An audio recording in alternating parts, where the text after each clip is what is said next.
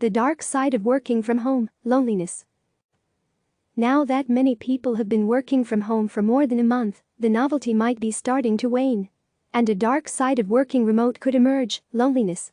Workplace loneliness can be a problem, even when everyone is working in an office. But the sudden shift to remote work can increase the risk.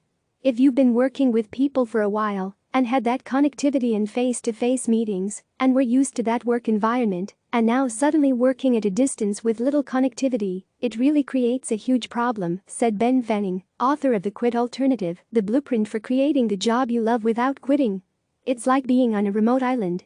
Even if you are working from home with your spouse and kids running around, you can still feel professionally lonely. Research shows that workplace loneliness hurts job performance. You can become a less effective worker as co-workers find you less approachable and stop collaborating.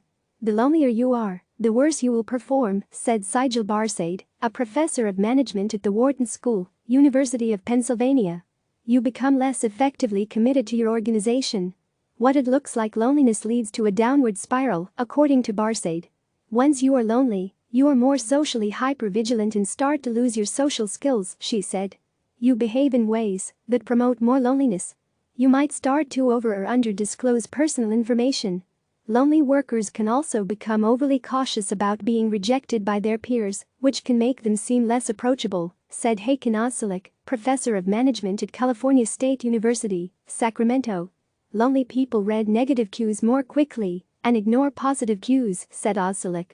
You have dark lenses through which you are interpreting messages.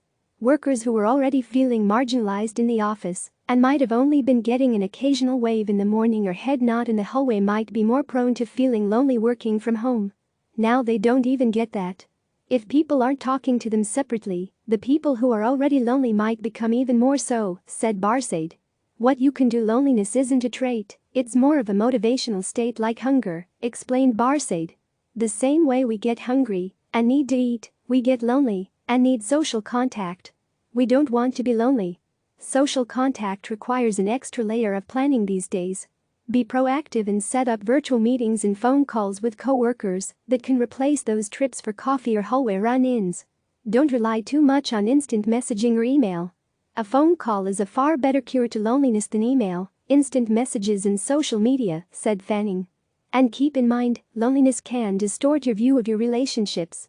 For instance, you might think someone is purposefully ignoring your email, but really they are just inundated with juggling work and homeschooling their kids. Try not to take it personally when you feel like you aren't getting the kind of attention and connection you normally would, said Barsade. They may be dealing with something happening in their environment that is not related to who you are as a person or colleague. What managers can do. Managers play an important role in preventing loneliness among their team. Managers need to pay attention now more than ever, said Barsade. That means regular check-ins and making sure everyone is connecting as a team. Host regular team meetings, but don't make them all about work. Add some time for socialization. To get the ball rolling, Fanning suggested asking open-ended questions like, who did something fun this weekend they want to share? But there's a fine line between helping people stay connected and overburdening them with everything else demanding their time. Don't make it a burden that becomes draining and leads to burnout, warned Barsade. Click subscribe to receive the latest news.